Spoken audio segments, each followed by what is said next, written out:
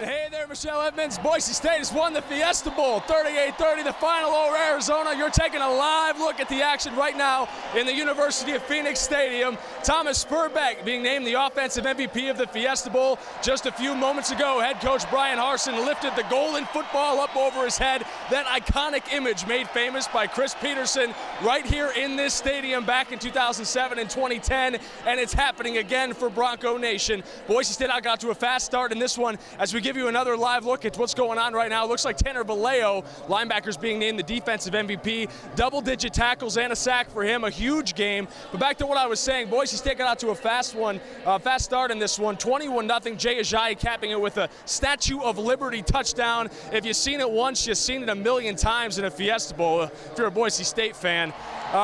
Arizona came back in the second half and made things interesting. They had the ball inside the 10-yard line in the final minutes, but a big stop on third down allowed the clock to run out, and Boise State ran away with a Fiesta Bowl victory. If we can get Eric Turner, our photojournalist, to turn around and give you a look, this is what the inside of this stadium looks like from down on the sidelines. An absolute sea of blue and orange sticking around to watch their team hoist its third Fiesta Bowl trophy in 9 seasons. Come on back over to Coach Harsin. Looks like he's about to get one more ovation from the crowd. When he lifted that golden football up over his head, he looked down at the swarm of fans and family and players beneath him and said, "This is for you." We talked to a few players down on the sidelines immediately after the game, and it seemed like, hold on, we're going to get the Boise State fight song here. Listen in.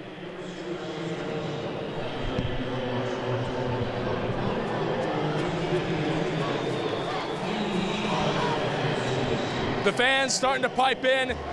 The players down on the field celebrating with their Fiesta Bowl champion hats. Boise State, winners of the 2014 Fiesta Bowl, 38-30 over Arizona is the final here at University of Phoenix Stadium. Keep it right here on today's 6 and Fox 9 throughout the rest of the evening. We'll bring you continuing coverage, including highlights and post-game reaction from Boise State's Fiesta Bowl victory. But for now, live in Arizona, Paul Gerke, today's 6 on your sidelines. All right, we're going to take a quick break, come right back out to Paul, get some interviews. Stick with us. Broncos, congrats. Welcome back live to the University of Phoenix Stadium, where Boise State has won the Fiesta Bowl. I'm joined live by cornerback Dante Dean and wide receiver Chaz Anderson. Give us a live interview. You're standing in the right order, 5 before 6. 5 and 6. Dante, to finish the game on the field like that, what was it like? It felt amazing. Every time we do clutch, we want the defense to be out there on the field. It felt the offense to be on the field. So it felt good for the defense to be out there on the field. The offense was on the field plenty. Big touchdown catch for you. What was it like in that first half when you guys were just rolling? It was like clockwork. It felt amazing being able to go on and just score after score, first down after first down. And by the way, I made him get number 5. Now, I know something about you two, and that's you both like to play amateur reporter. So who wants to conduct a little more of the interview? So, Dante, on your interception, what was going through your head? Give me the mic. Oh, right. Okay, so you just put the mic. So I seen the quarterback rolling out. I'll try to stay on the receiver's hip. He threw it back across his body, tried to have strong hands, pick, and I want to score the ball. My turn. Chaz Anderson, they went really deep to you. How did it feel to make that touchdown catch and finally touch the end zone? Oh, you know what? Tough. 6 for 6. That's all I got to say. Yeah. 6 for 6. There you have it. You guys are way better than I am at this. Well done. Congratulations, guys. Enjoy the celebration. What more is there to say? Take a look out here. Boise State players congratulating their fans. This is what they do at Albertson Stadium, and they're certainly not going to forget the fans that made the trip down here to Arizona, and the fans certainly aren't going to leave. We'll leave you with this. Hey, we'll Paul. have more coverage coming up tonight at 9 to 10 here on today's 6 at Fox 9. Yes? Paul, before we let you leave, give me the atmosphere of the place throughout the game, because there were some frustrating moments, especially in that third quarter. A lot of people wondering if Boise State had the momentum to keep going after that first half. I'll tell you what, if you follow me on Twitter, you saw a little earlier in the day where I compared the atmosphere here to that Ole Miss kickoff in Atlanta to begin the season. Completely black and white. The players and the fans and the coaches and the families that came down here to support the team today, totally different. They didn't really lose faith, it seemed like. This place got off to such a rocking start that honestly, it sounded like the Boise State fans were louder than the Arizona fans, and I would say that Arizona probably outnumbered them, although it wasn't by a whole lot. And even though Boise State didn't pick up a first down in the second half until I think early in the fourth quarter, it didn't seem like they ever lost faith, although they were probably biting off the ends of their fingernails there in the fourth as Arizona mounted a comeback. And it looks like anybody that cares about this team is still sticking around, reaching their hand over the rails to give one last high five to this team, the 2014 Fiesta Bowl champions, a third golden football in 9 seasons for the Broncos. Any idea what are the Broncos doing tonight? Do you know, to celebrate New Year's Eve? Have you heard about their plans at all? I asked everyone what their celebration plans were, and I think in the moment it was just like, I have no idea. I mean, probably kissing that trophy a little bit. You can't have a better midnight kiss on New Year's Eve than that golden football. And what do you think about the coaches? What are they going to take away from this game? You know, you wonder if it's really going to help with recruiting, being on national television. Of course, we're losing some of the greatest players who played. I think just ending up in this game is absolutely huge for recruiting. If they can keep this coaching staff together, Michelle, I don't think there's really any limit to what this team is capable of. I mean, to be able to make it here in their first year, I mean, when you go back to the beginning of fall camp, Mike Sanford's never called plays before. Marcel Yates has never been a defensive coordinator before. Brian Arson's never been a head coach before. But when you get the right fit and you get the right people in the right jobs and people that are passionate about the program, despite the hurdles they faced this season, it just seems like this group was going to find a way to make it work. And as long as they can keep that core together, now assistants are going to come and go. Better jobs are going to open up for these guys, and you can't blame them for taking career opportunities. But I will say that as long as they can keep this core together, there's really no limit to what they're capable of. And what about, Paul, with people saying that this Fiesta Bowl is all just about trick plays yet once again, as we're looking at Mike Sanford, who's calling some of those plays? Plenty of trick plays.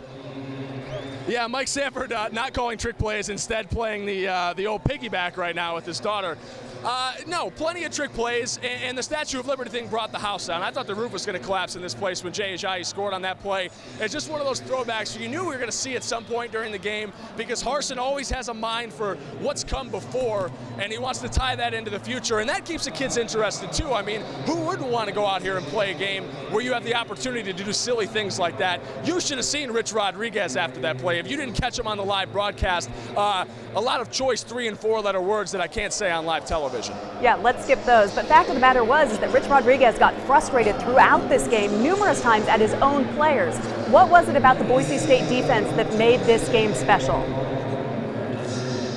Well, the Boise State defense, hold on just a second, Michelle. I'm going to answer in a moment. I'm live with Mike Sanford right now, and it looks like you're a little taller than you usually are. I know. Peyton's on the top of my head right here, so. Do you mind if I ask Peyton first? Peyton, what are you thinking right now?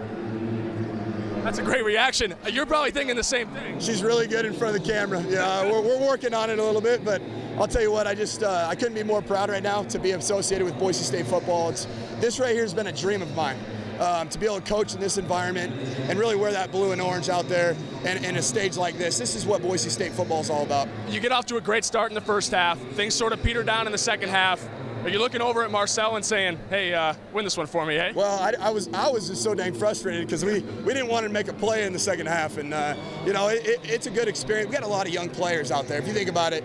And we came out on fire. Those guys made plays. And we got to get over the hump of sitting on a lead. We tried to stay aggressive, unlike the Fresno State game.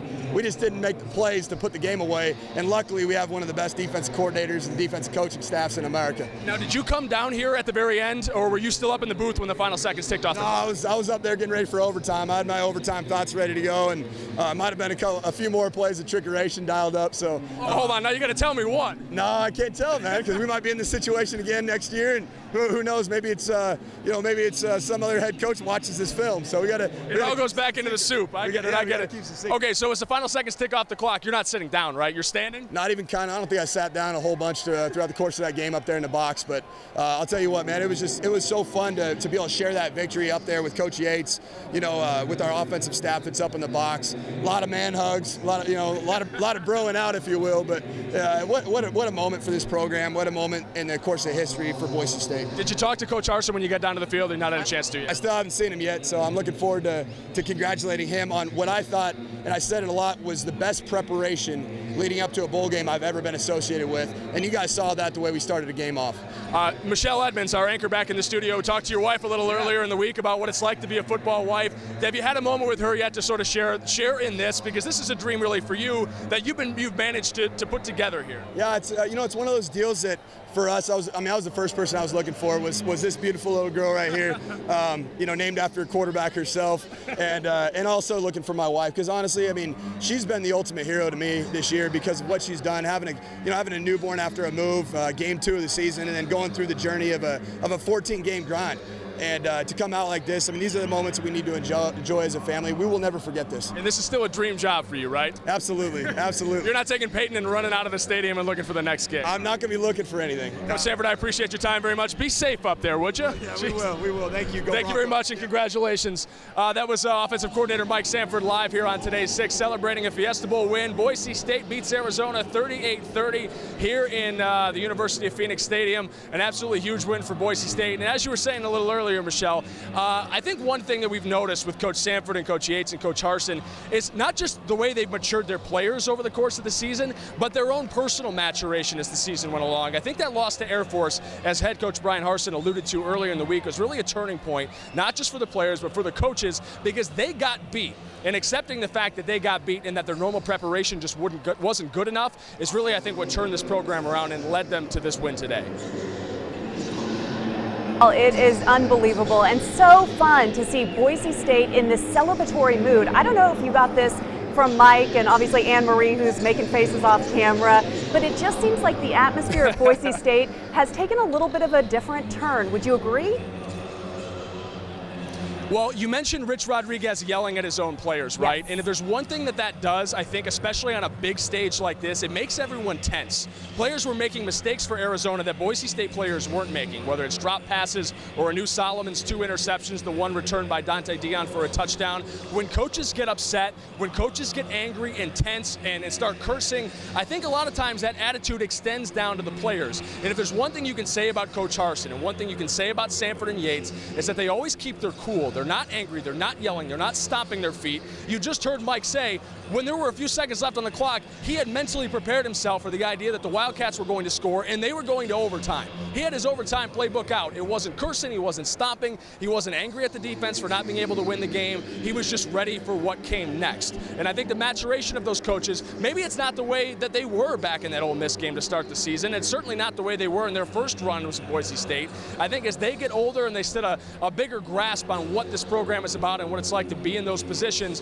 I think it only means big dividends for Boise State in the future.